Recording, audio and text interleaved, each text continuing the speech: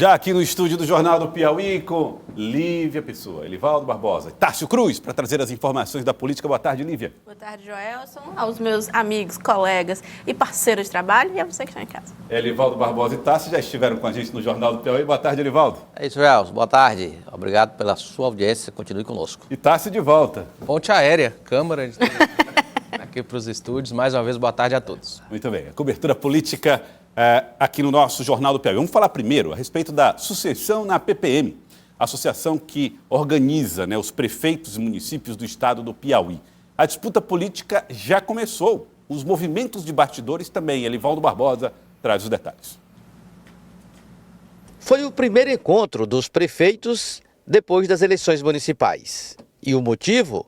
Assembleia Geral Extraordinária, convocada pela Associação de Municípios para mudar pontos do Estatuto da PPM. Adequando o Estatuto da PPM à nova lei das associações, uma lei que foi aprovada ainda em 2022, no final do ano, e a gente começou a adequá-la.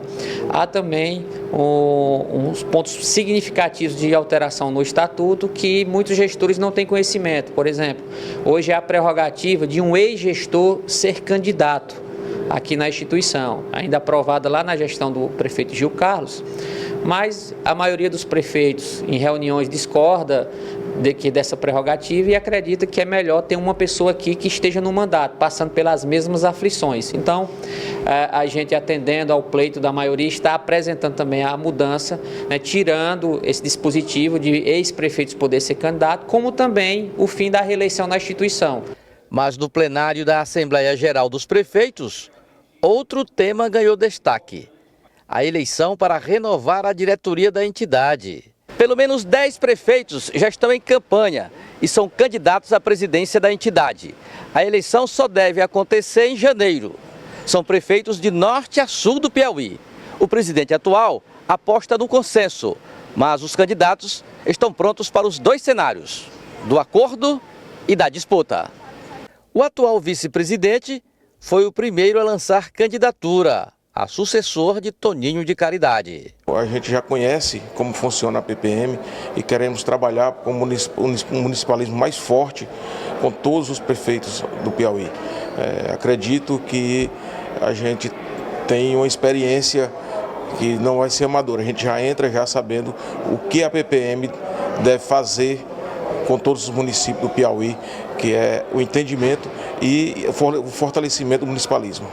Mas já tem muitos adversários, de olho na presidência da PPM. Buscando os apoios dos colegas e vem sendo bem aceito o nosso nome, Levaldo. Então estamos colocando o nosso nome, buscando apoio para disputar a presidência da PPM, a associação aqui ao qual a gente tem vários amigos e a gente quer trazer o nosso modelo de gestão, um modelo bem aprovado do interior do Piauí para apresentar aqui nessa casa também. Estou entrando pela participação. Eu acredito que a PPM ela pode mais.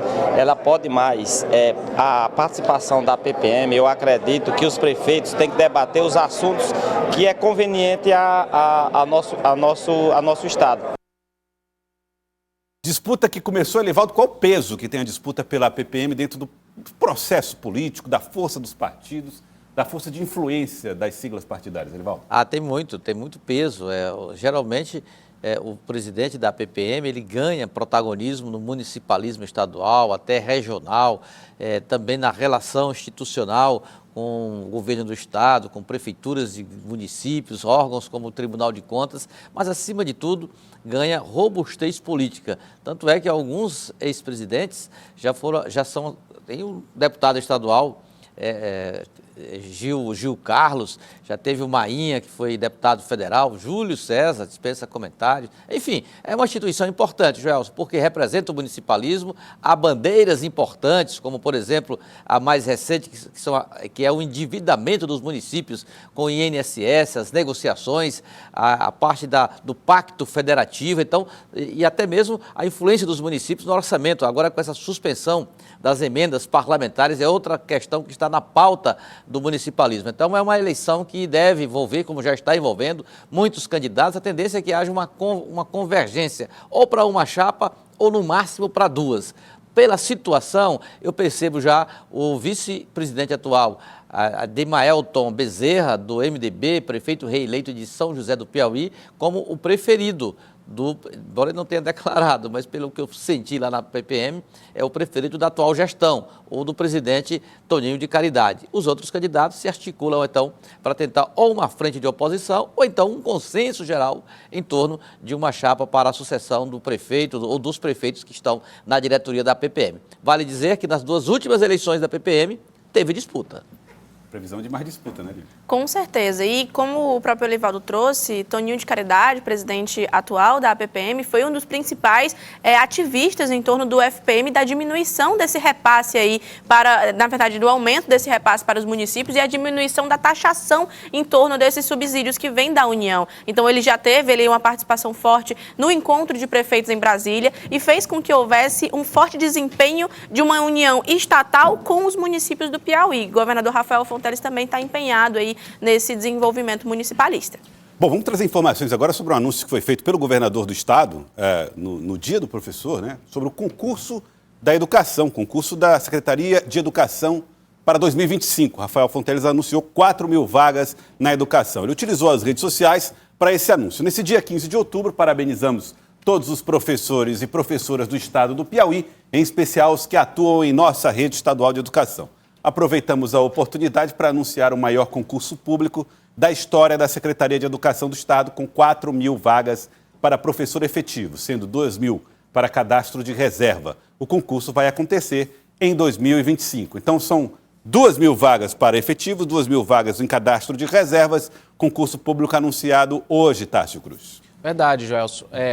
Esse se soma a outros importantes, né?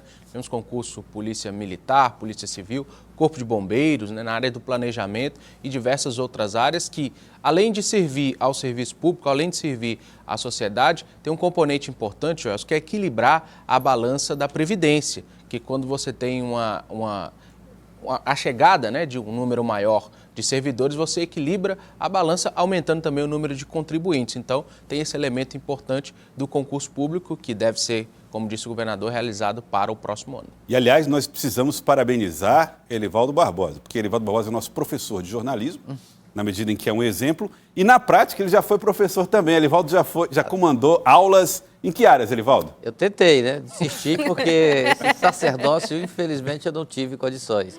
Mas isso aí, umas aulas de matemática, física e até química. Rapaz, arrasou. Lívia, eu digo para você e para Tássio, vocês não conheceram Elivaldo Barbosa na origem dele como profissional da área de educação? Foi a luta pela sobrevivência, Lívia, pode ter certeza, viu? Mas já que você tocou no assunto, Joel, eu quero parabenizar os professores e professoras, e para não fugir àquela regra do Casa de Ferreira, Espeto de Pau, saudando as minhas irmãs, Roselise e Alinalva, que são professoras, essas sim, vocacionadas e extraordinárias naquilo que exercem. Legal, também, professora lá em Minas, né? Aproveitar, um grande abraço para ela. Meu irmão também, então.